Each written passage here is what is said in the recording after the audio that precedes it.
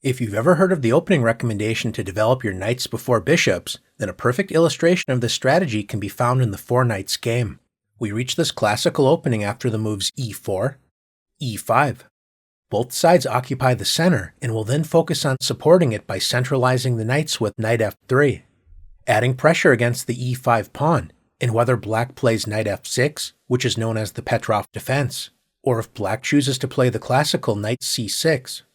White has the same idea in mind, simply developing the other knight and controlling the center with knight c3, when black responds in kind with knight f6.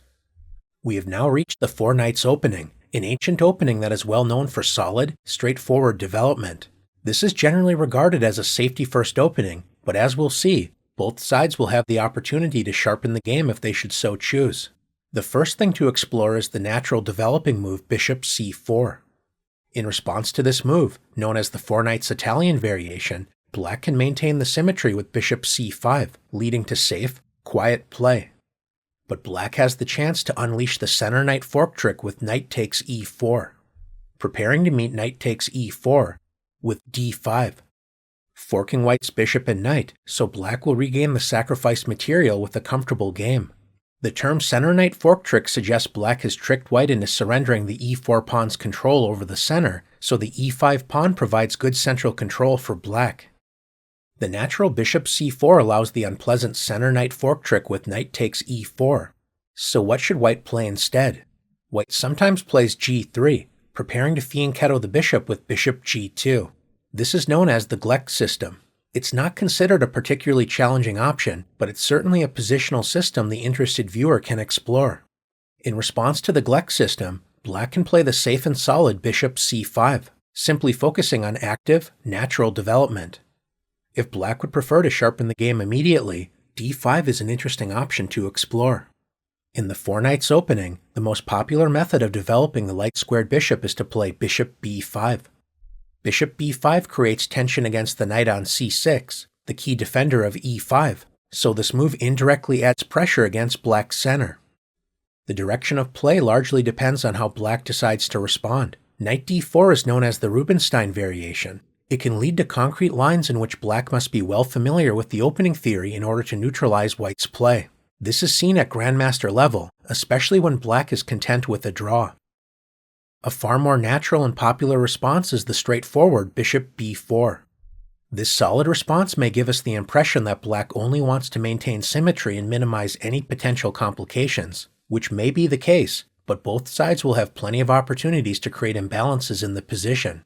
As the tension increases, it's important to understand if white relieves the tension and tries to win a pawn with bishop takes c6. Black has nothing to fear by responding with d takes c6, opening up the d-file for black's queen, as well as revealing a diagonal for black's light-squared bishop. If white decides to support the e-pawn with d3, then black can play a move such as queen e7, reinforcing the center with a solid game. If white continues with the plan of trying to win a pawn with knight takes e5, queen d4 is sometimes a plan, attacking the knight and e4 pawn, but since the c3 knight protects e4, white can simply play knight f3, attacking black's queen. A stronger response is to follow in the footsteps of Grandmaster Michael Adams and play bishop takes c3. If white plays d takes c3, this allows an exchange of queens, followed by knight takes e4, when Grandmaster Adams completely solved his opening problems. And if white responds with b takes c3, this is well met by knight takes e4. Black's point is that if white plays queen e2, preparing the trick of responding to knight f6 with knight takes c6 check, discovering the queen's attack against the king while attacking black's queen. Instead of allowing such a gift, black can centralize the queen with queen d5, supporting the knight on e4 while attacking white's knight. Black is ready to castle the king out of the center with a solid position. Rather than capturing the knight immediately, white can remain flexible by castling. Black can also maintain the symmetrical strategy by castling. White sometimes decides to play bishop takes c6, giving up the bishop pair in order to slightly compromise black's structure, but white's most popular continuation is d3, simply focusing on development and supporting the center. If black wants to break the symmetry, a sensible path to explore is bishop takes c3, giving up the bishop pair in order to double white's pawns on the c-file, creating a positional imbalance. Another choice is to simply focus on straightforward development with d6, supporting the center while opening up a diagonal for the light-squared bishop. If white decides to focus on direct play, then a natural follow-up is bishop g5, pinning the f6 knight to the queen and preparing the unpleasant follow-up knight d5. It's important for black not to blindly follow white with the symmetrical bishop g4, as white can play bishop takes f6. It's a bad sign when black's best response is to voluntarily compromise the kingside structure with g takes f6, but in this case the alternatives are far worse. If black plays queen takes f6, this is well met by knight d5, attacking the queen, bishop, and unprotected c7 pawn. And if black wants to take the copycat strategy to the extreme, mimicking white's last move with bishop takes f3. This also leads to trouble after queen takes f3, queen takes f6. White finally breaks the symmetry once and for all with the exchange queen takes f6, g takes f6. Black's kingside pawn structure has been compromised, and white can intensify the pressure with knight d5. White's knight attacks both the unprotected f6 and c7 pawns, as well as the dark-squared bishop. Black is in serious trouble. The symmetrical approach leads to highly unpleasant positions for black, and knight d5 is an annoying threat. This is a good moment for black to break the symmetry and imbalance the position with bishop takes c3, doubling white's pawns after b takes c3. After compromising white's pawn structure, it may appear black is still under some nagging pressure, especially as the pin against the f6 knight appears quite annoying. One instructive maneuver to keep in mind is queen e7. It may seem a bit strange to develop your queen, especially as it does not appear to help resolve the pin against the f6 knight. The four knights game can lead to subtle, positional maneuvering, and this is precisely the case here.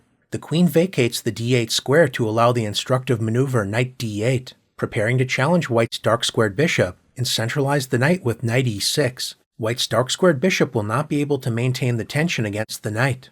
If white responds to knight e6 with bishop h4, trying to maintain the pin, black can play the maneuver knight f4 to g6, attacking the dark-squared bishop and unpinning the knight. White typically continues with rook e1, supporting e4, and preparing to expand in the center with d4, when a positional struggle with mutual chances can be expected. In one high-level encounter, rather than playing the direct bishop g5, former world champion Vishwanathan Anand demonstrated that there can be a lot more to the four knights than meets the eye. Instead of allowing bishop takes c3, he decided to play knight e2. The knight clears the c3 square for future central expansion with c3, followed by d4. The knight on e2 seeks greater activity on the king's side with a future knight g3. His opponent, Grandmaster Shakhriyar Mamedyarov, responded in kind with knight e7. White continued with c3, gaining a tempo against the bishop and preparing to expand in the center with d4. Black decided to retreat the bishop with bishop a5. When white improved the position of his knight and supported the e4 pawn with knight g3, black has the chance to play a timely c6, gaining a tempo against the enemy bishop, provoking bishop a4 prior to playing knight g6, an interesting option worth exploring. In the game, black decided to play the sensible knight g6, when white continued with his plan by expanding in the center with d4. Since black's dark-squared bishop is looking quite passive on a5, black decided to improve its position and add pressure against white's center with bishop b6. White responded with the sensible rook e1, supporting the center when black challenged white's bishop with c6. Since black did not play c6 before white was able to advance the d3 pawn to d4, this allowed Anand to play bishop d3. The bishop enjoys great flexibility on d3, supporting e4, as well as pointing toward black's king side, while also observing the queen side. Although black's position remains relatively solid, white has achieved his opening objectives. He enjoys greater central space with the potential to exert long-term positional pressure with his slightly more active pieces. This strategy was quite successful in the game, leading to an impressive victory for white. Bishop b4 is a solid and popular way to respond to the four knights. If black wants to provoke immediate action, then black can play in the style of legendary 19th century American master Paul Morphy with bishop c5. Black focuses on active, rapid development. The tactical point behind this move is that white cannot immediately win a pawn with bishop takes c6, as this plan will backfire after d takes c6. Once again, black captures with the d-pawn, opening up the d-file for the queen. If white tries to win a pawn with knight takes e5, it's important for black to avoid playing the tempting queen d4, threatening the knight on e5, as well as checkmate on f2. Unfortunately for black, this does not work out well thanks to the response knight d3, defending against checkmate while securing the knight, which also attacks the bishop on c5, when white is able to get away with the premature pawn capture on e5. In order to punish white's premature pawn grab, black can double attack the e5 and f2 squares in a more forcing manner with the tactical shot bishop takes f2 check, capturing a pawn while disrupting white's king safety, preparing to meet king takes f2. With the double attack, queen d4 check, forking the king and knight, regaining the material with a comfortable game, so white's premature pawn grab has backfired. In response to bishop c5, white's most popular choice is to castle. This flexible move secures the king as well as the f2 square and waits to see how black will continue. If black supports the center with d6, this pins the knight on c6 to the king, allowing white to strike in the center with d4, building an early initiative. This means that black will usually castle. Now that black can play d6 without pinning the knight on c6 in the process, white has to make an important decision. A move such as d3 is a solid, although not particularly ambitious choice. White may explore the option to provoke a structural imbalance with bishop takes c6, but another interesting choice is to play the disruptive knight takes e5. Now it's white's turn to unleash the center knight fork trick. Paul Morphy won a classic game after rook e8, a dynamic option to explore, but black's most common response is knight takes e5, allowing white to fork the knight and bishop with d4. Black decides to preserve the dark squared bishop with bishop d6. Although d takes e5 is possible, a stronger option is to grab more space with f4. Black's knight escapes the pressure in the center with knight e to g4, supporting the other knight on f6. International master Mark Esserman, playing white, advanced his mobile pawn center forward with e5, forking the knight and bishop. Bishop b4 is an active option to explore, but in this game Grandmaster Korneev preferred bishop e7, supporting the knight while clearing a path for the d-pawn to advance. White continued to remain patient before regaining the sacrificed material and played bishop e2, intensifying pressure against the knight on g4, so black revealed the second defender for this piece while attacking the center with d6. h3 is a useful move to investigate, but white decided to collect material with e takes f6. Knight takes f6. White enjoys a space advantage, while black enjoys a more solid pawn structure. The chances are somewhat balanced, although the experienced grandmaster went on to win the game as black. As we conclude our initial tour of the Four Knights opening, it's worth noting that white may challenge black's center immediately with d4. White intensifies the pressure against the e5 pawn, so black should initiate the exchange as e takes d4, knight takes d4. Bishop c5 is one option to explore, but black's most popular response is the active bishop b4, pinning the knight on c3, indirectly attacking the e4 pawn. Beginners to this opening sometimes react to this threat with bishop d3, hanging the knight on d4.